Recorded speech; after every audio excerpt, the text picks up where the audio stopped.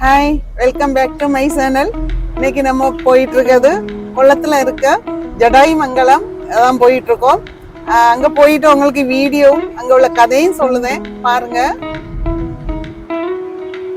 ஜடாய் பாறைக்கு உள்ளே போயிட்டு இருக்கோம். உள்ளே வந்தாச்சு. நம்ம இப்போ கார் பார்க்கிங்கும் செய்தோம்.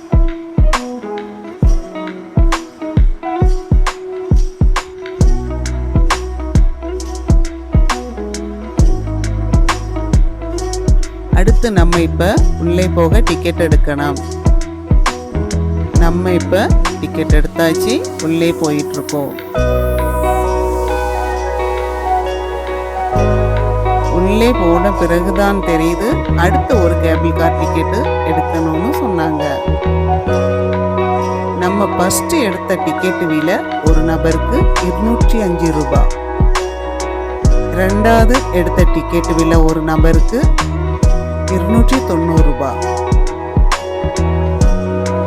ஆனா நம்ம இப்ப போன வழியிலே இதை பத்தி விசாரிச்சோம். அதுல அவங்க சொன்னாங்க 2 ஆப்ஷன் இருக்குன்னு சொன்னாங்க.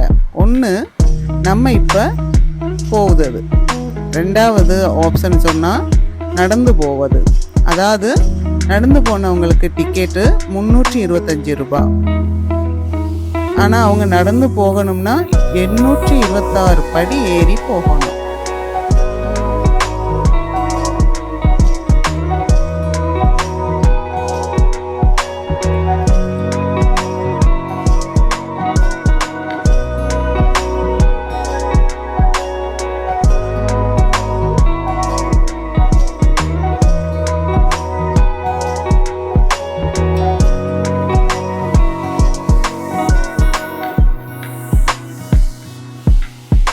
நான் ஜடாய் பாறைக்குள்ள கதை சொல்லுதேன், கேளுங்க.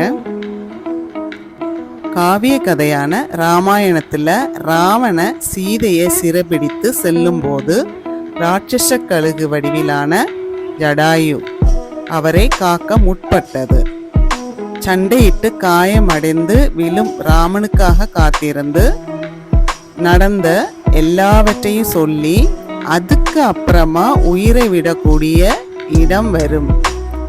அப்படி ஜடாயு விழுந்த இடம்தான் என்று பல பக்தர்கள் நம்பப்படுகிறார்கள்.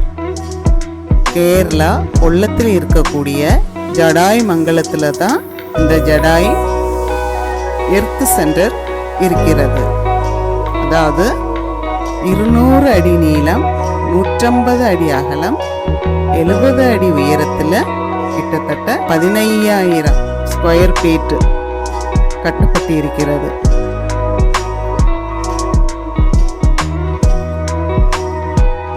நம்ம இங்க வந்த பிறகுதான் தெரிகிறது இங்க ஒரு ராமர் கோவில் உள்ளது.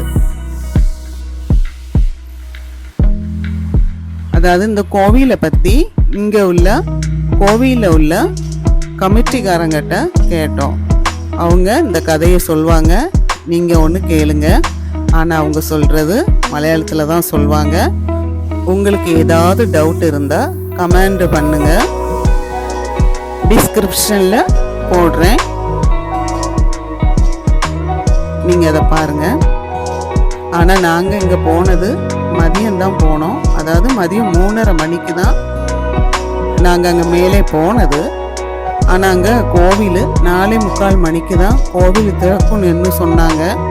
நாங்கள் ராமபெருமானையும் நல்லபடியாக தரிசனம் செய்துட்டு தான் நாங்கள் கீழே இறங்கி வந்தோம்.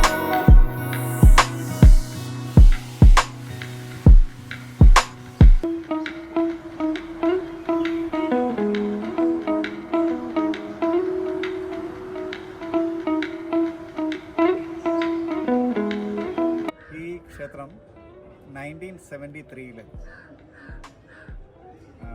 ചെങ്കോട്ടുകോണം ശ്രീരാമദാസം മഠാധിപതി ശ്രീ സത്യാനന്ദ സരസ്വതി സ്വാമികൾ സ്ഥാപിച്ചതാണ്. അദ്ദേഹം ഇവിടെ സ്ഥാപിച്ച കോദണ്ഡരാമനെയാണ്. സീതയെ നഷ്ടപ്പെട്ട ദുഃഖത്തിൽ ഇവിടെ വരുന്ന ശ്രീരാമൻ ഇവിടെ വെച്ചാണ് ജടായുവിനെ കാണുകയും ജടായുവിന് മോക്ഷവും നൽകിയത് ഈ ക്ഷേത്രത്തിൽ വെച്ചാണ്. ഇപ്പോൾ ക്ഷേത്രം ഇരിക്കുന്ന സ്ഥലത്ത് വെച്ചാണ്. ഈ ക്ഷേത്രത്തിനെ കുറിച്ച് ആധികാരികമായിട്ട് പറഞ്ഞത് സ്വാമിജിയാണ്. സ്വാമിജി രാമായണത്തിനൊരു മുഖവുര എന്നൊരു പുസ്തകം എഴുതുമ്പോൾ ഈ ജഡായുവിൻ്റെ പാർട്ട് വന്നപ്പോൾ അദ്ദേഹത്തിൻ്റെ ഗുരു ശ്രീ നീലകണ്ഠ ഗുരുപാദൻ അദ്ദേഹത്തിൻ്റെ മനസ്സിൽ വന്ന് പറഞ്ഞു, നീ അവിടെ പോയി ആ സ്ഥലം കാണണം. അങ്ങനെയാണ് അദ്ദേഹം ഇവിടെ വന്ന് ഈ സ്ഥലം കാണുകയും ഇവിടെ ഒരു രാമനെ സ്ഥാപിക്കുകയും ചെയ്തത്. ശരിക്ക് രാമൻ്റെ ഹൈറ്റ് 13 ഫീറ്റാണ്, 13 അടി. ആ രാമനാണ് ഇവിടെ ഇരിക്കുന്നത്. ഇതിൻ്റെ ശില്പി ശ്രീ പുഷ്കരക്കുറുപ്പാണ്. അദ്ദേഹം ഇപ്പോഴും ജീവനോടെ ഉണ്ട്. ഇവിടെ നിന്ന് മുകളിലേക്ക്, ഇതിൻ്റെ മുകളിലേക്ക്, ഇത് 1000 അടി മുകളിലാണ്, ഇവിടേക്ക് കൊണ്ടുവരാൻ വേണ്ടി 4 ദിവസം എടുത്തു. അപ്പോൾ ആ സമയത്ത് ഇതുപോലൊരു ഫെസിലിറ്റീസും ഇല്ല. ഇതൊരു വെറും ഒരു വലിയൊരു പാറ മാത്രം. അങ്ങനെ കൊണ്ടുവന്ന് ഇവിടെ സ്ഥാപിച്ചതാണ് രാമൻ. ഇവിടെ വേറൊരു പ്രത്യേകത എന്ന് വെച്ചാൽ ശ്രീരാമൻ്റെ പാദമുണ്ട്. ഒരു കാലിൽ നിന്നാണ് രാമൻ ജടായുവിന് മോക്ഷം നൽകിയത്. അതുപോലെ ജടായു നിലത്ത് വീഴുമ്പോൾ, ചിറക് പെറ്റ് നിലത്ത് വീഴുമ്പോൾ രാമൻ വരുന്നവിടെ വെയിറ്റ് ചെയ്യാൻ വേണ്ടി നിന്നപ്പം ജടായുവിന് ദാഹിച്ചു, വെള്ളം വേണം.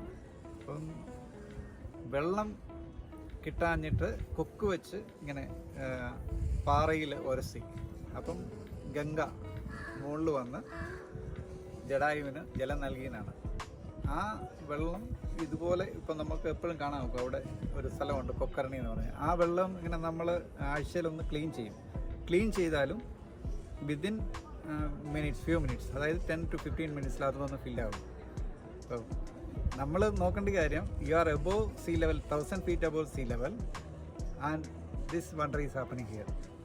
That is an important thing. And Rama 13 feet tall Raman.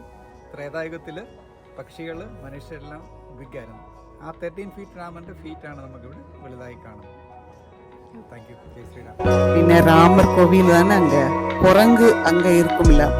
ஆனால் இவ்வளோ நிறைய குரங்கு நான் எங்கேயுமே பார்த்தது கிடையாது. ஆனால் அங்கே நிறைய குரங்கு இருந்தது. அந்த குரங்கு ஆனால் நல்ல எல்லாரும் எடுத்தும் நல்ல அன்பா அதாவது நம்ம அந்த குரங்கு அவ்வளோ குரங்கும் நம்மகிட்ட பயப்பட வேண்டிய அவசியமே கிடையாது. எல்லாட்டையும் மனுஷனை போல தான் அது நல்ல அன்பாக நடந்துக்கிட்டது. எனக்கு அது பார்த்தப்பைக்கு ரொம்ப சந்தோஷமாக இருந்தது. நானும் அதுக்கு கொஞ்சம் போட்டுட்டு தான் நான் இறங்கி வந்தேன்.